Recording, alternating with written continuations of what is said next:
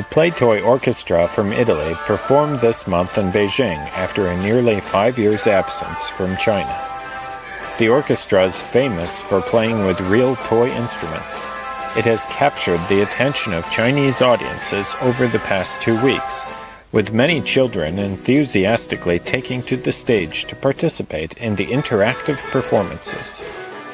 It is a pleasure for me to be here, to share our music, to share our kind of passions with all this audience. There are so less keys, and they are also smaller than a real piano, and it is part of the show, of course. You can play real music even with toys. This is the main feature.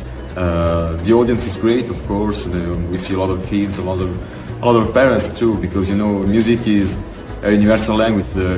With the conductor used to invite other kids in order to conduct us. Music can be a connective thing. We can build friendship. We can build friendship again with all Chinese people.